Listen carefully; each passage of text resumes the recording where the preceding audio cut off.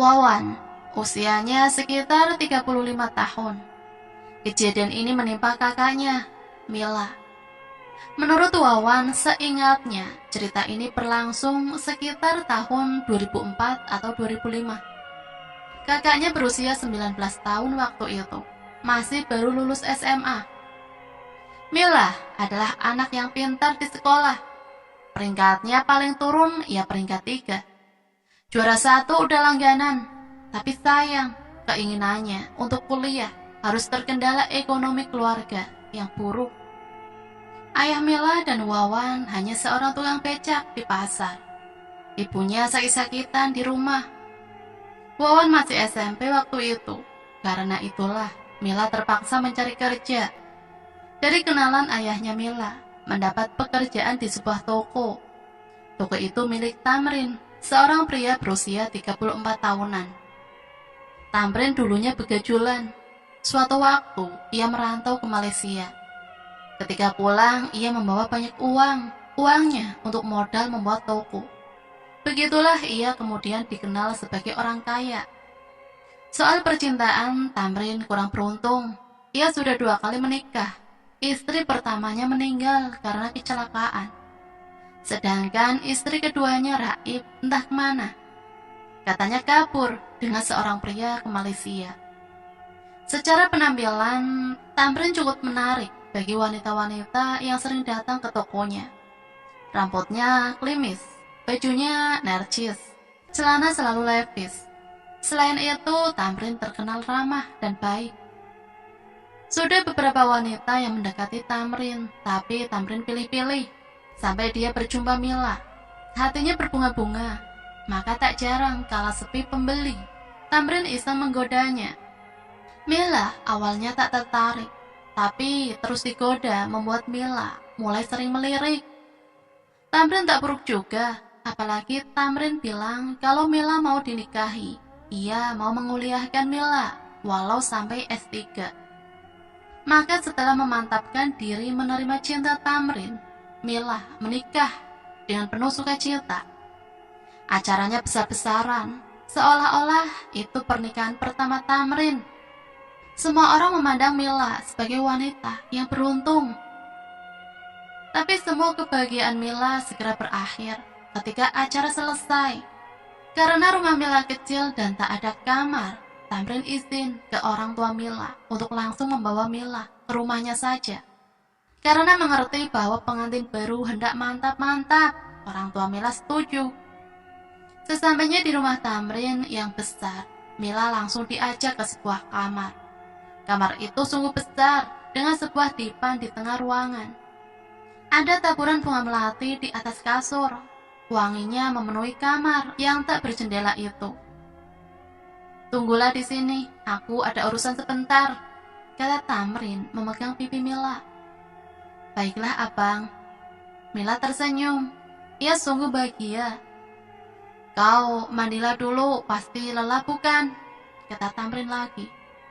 "Pasti, tidak mungkin Mila tidur dengan abang dengan keadaan bau ketiak begini," kata Mila. Resepsi seharian membuat tubuhnya penat.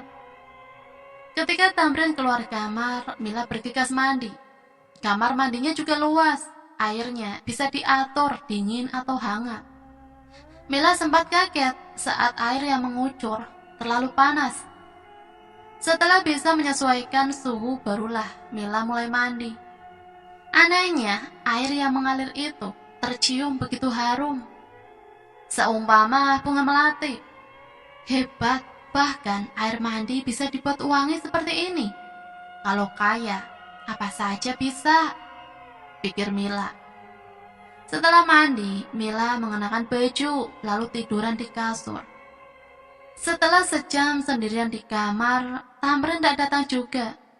Mila penasaran lalu hendak keluar kamar, tapi pintu tak bisa dibuka, terkunci dari luar. Mila tak tahu kenapa ia dikunci di dalam, tapi ia masih berpikir baik. Mungkin Tamrin ingin Mila lebih aman di dalam. Karena terlalu lelah, Mila merasa sangat mengantuk.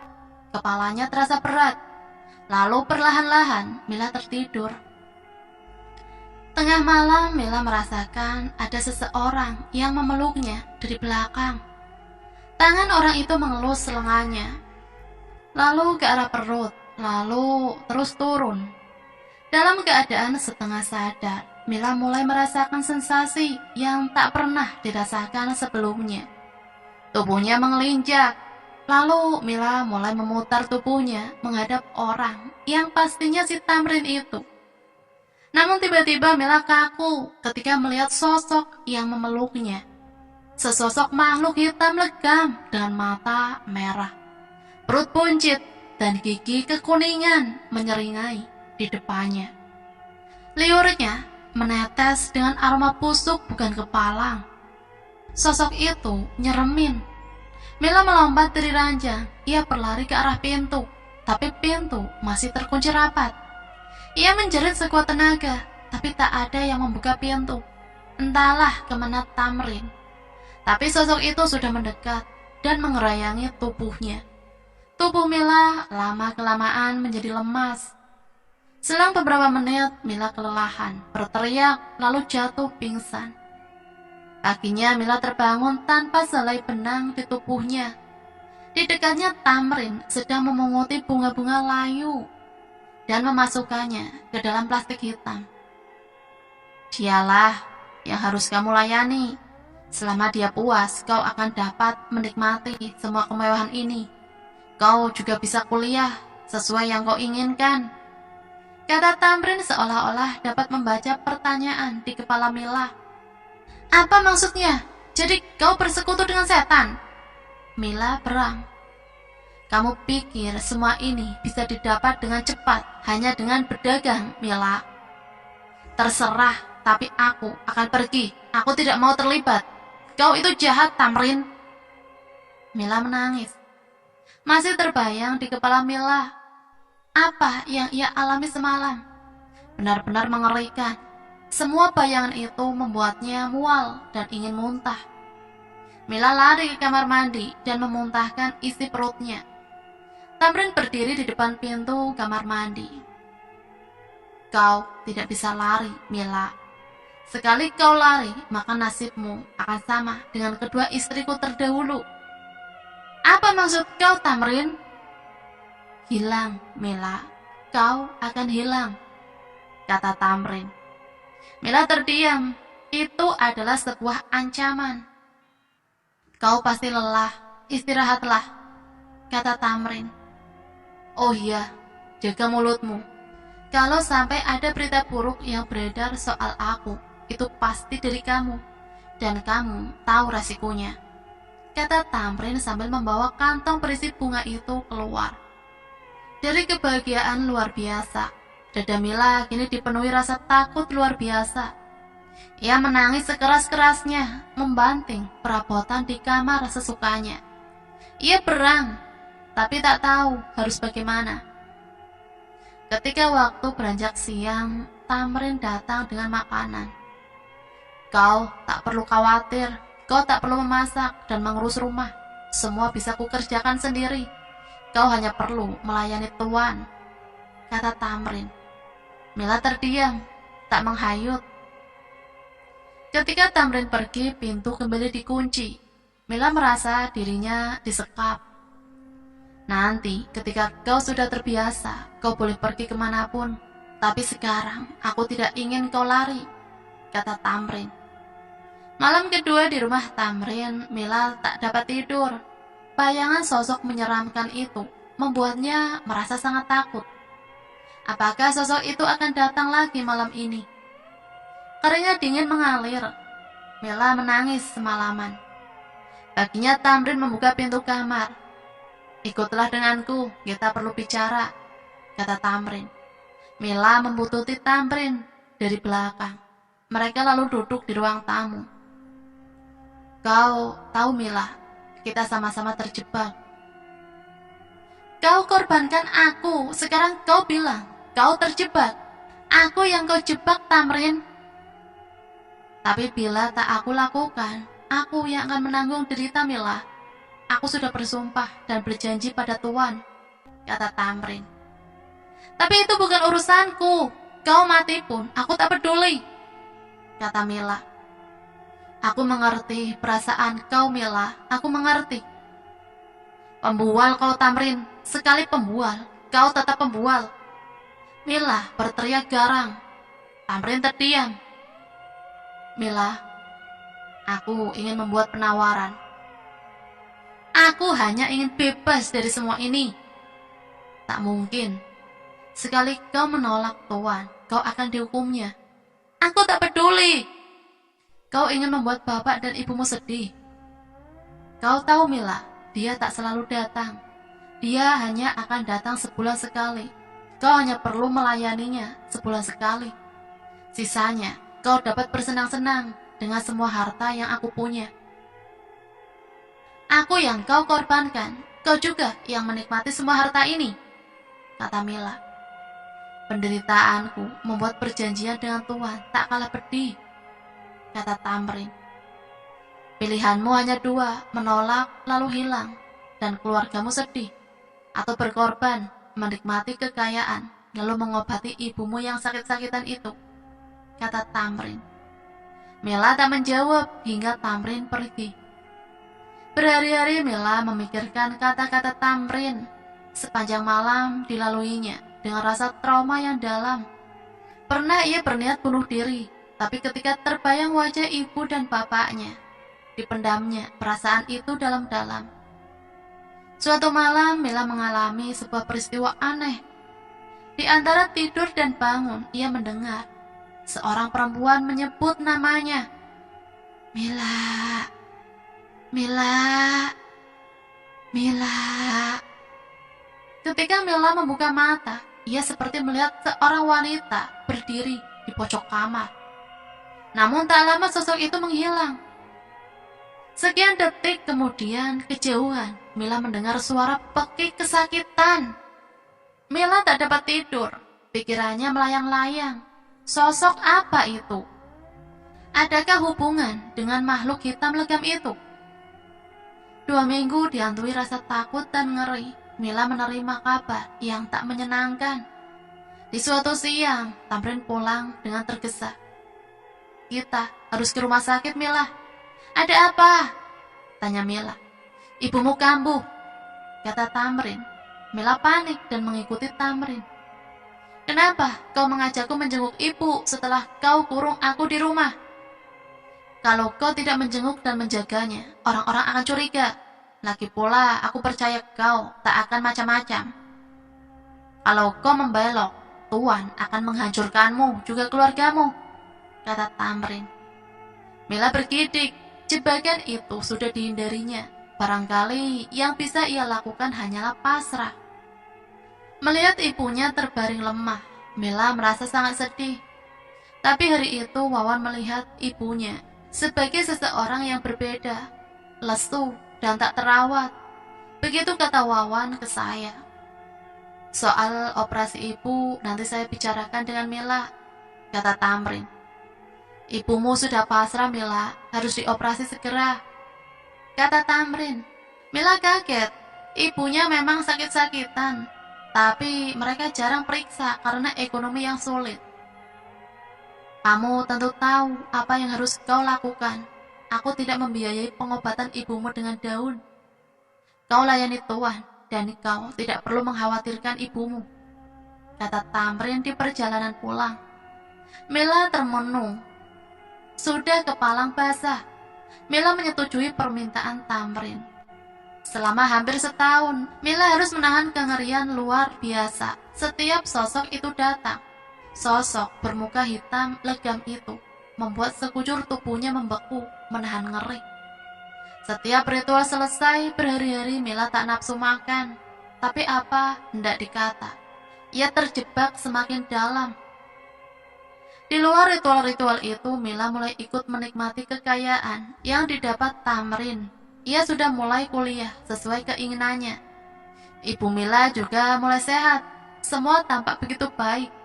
Orang-orang memandang Mila dan Tamrin sebagai pasangan yang serasi. Tapi tidak bagi Wawan. Ia dapat merasakan perubahan pada kakaknya. Menurut Wawan, sebelum menikah, Mila itu lebih riang anaknya. Tapi setelah menikah, jauh lebih cool gitu. Hemat bicara, tapi waktu itu Wawan memikirkan mungkin karena sudah menikah. Wawan sesekali menginap di rumah Tamrin, tapi ia tak betah. Hawanya aneh, pengap, dan tidak nyaman. Nah, bagaimana dengan hubungan Tamrin dan Mila? Kata Tamrin, Mila bukanlah istrinya. Ia menikahi Mila hanya sebagai kedok. Tidak boleh menyentuh Mila atau tuanya akan marah. Jadi sebenarnya mereka tidur di kamar yang berbeda. Namun yang menyakiti hati Mila, Tamrin seringkali pulang membawa perempuan di depan matanya. Perempuan-perempuan itu tak lain adalah pemuas nafsu Tamrin. Sementara itu, Mila juga sering mengalami peristiwa aneh. Ia sering ditemui sosok perempuan berambut lebat, bermata sayu, dan sesekali tampak tersenyum. Sambil tersenyum, ia tampak seperti sedang berbisik, "Pergilah, Mila." Sosok itu bahkan beberapa kali datang menemui Mila dalam mimpi, tapi Mila tak berani cerita ke siapapun. Mila benar-benar jadi perempuan yang tertutup. Bulan ke-12, di suatu malam yang dingin, pukul 12 malam, Mila terbangun. Sosok itu berdiri di depannya. Mila sudah terlalu lelah, ia memutuskan untuk mengajak sosok itu bicara. "Siapa kamu?" "Aku pernah ada di posisimu," kata sosok itu. "Kamu istri Tamrin." Sosok itu mengangguk, lalu sekian detik, kemudian tubuhnya seperti tertarik ke belakang.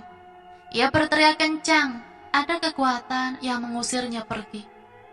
Tak lain dan tak bukan, itu adalah Tuan. Nampaknya Tamrin meminta Tuan memberikan penjagaan pada rumah itu. Tapi percakapan singkat itu membuat Mila penasaran. Seperti ada sesuatu yang hendak disampaikan sosok itu, tapi bagaimana caranya? Suatu waktu Mila pulang ke rumah. Disitulah Wawan iseng bertanya kepada Mila, "Kakak, ndak bahagiakah sama Bang Tamrin?" Tanya Wawan. "Mengapa kau bertanya begitu? Tak pernah sekalipun aku lihat kakak tersenyum lagi."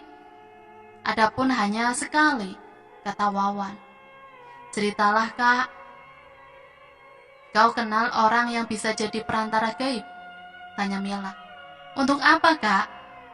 "Kenal atau tidak? Jawab saja." Wawan mengingat-ingat. Ia teringat seseorang temannya yang di sekolah sering diledek karena bapaknya adalah seorang dukun. Maka hari itu juga Mila dan Wawan pergi. Mila masuk ke dalam, sedangkan Wawan disuruh menunggu di luar. Saat keluar, Mila tampak marah dan kesal. Ia baru saja mendengar sebuah rahasia.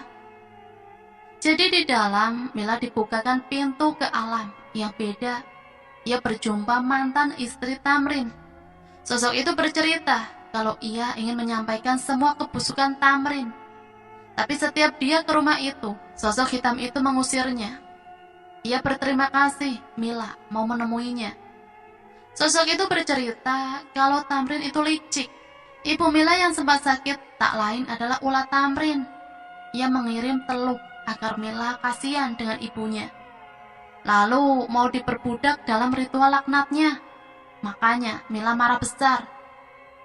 Wawan tak tahu apa-apa waktu itu. Namun sepanjang jalan Mila tampak gusar. Wawan tak berani bertanya walau penasaran. Masalah seperti apa yang dihadapi kakaknya. Sementara itu Mila menyiapkan sebuah pembalasan. Jadi dengan petunjuk ayah teman Wawan, Mila memutuskan untuk melakukan ritual perjanjian dengan suatu yang Tamrin sebut Tuan. Mila tak menceritakan secara rinci cara ritual itu ke Wawan, tapi salah satunya adalah Mila harus mengiris lengannya. Itu membuat Mila antara hidup dan mati karena kehabisan banyak darah. Antara sadar dan tidak, Mila merasa ada sosok yang mendekat. Ia kenal aroma itu. Dialah yang disebut Tuan. Maka malam itu, tanpa sepengetahuan Tamrin yang sedang pergi dengan perempuan-perempuan penghiburnya, Mila meminta sesuatu kepada sosok itu. Kematian. Dan ketika Tamrin pulang, ia merasa sesuatu yang aneh mengikutinya. Sekelebat-sekelebat ia melihat sosok Tuan dari kaca mobilnya. "Tuan, ada apa Tuan? Apakah Tuan marah? Apa kesalahan saya?" Tamrin panik. "Aku bukan tuanmu. Aku telah punya budak yang baru," kata sosok itu. Lalu pandangan Tamrin menjadi gelap. Ia menabrak sesuatu, membuat mobilnya terguling. Nyawanya seperti ditarik paksa dari tubuhnya. Tamrin wafat di tempat. Lalu apa yang terjadi dengan Mila? Ia melanjutkan hidup dengan terus mengabdi pada Tuan. Kekayaan warisan Tamrin juga cukup untuk menghidupi hingga sekarang. Mila memang pintar. Daripada harus diperbudak untuk orang lain, ia menjadi budak untuk dirinya sendiri. Walau sampai sekarang hal itu ia rahasiakan, namun Wawan tahu karena Mila bercerita kepadanya.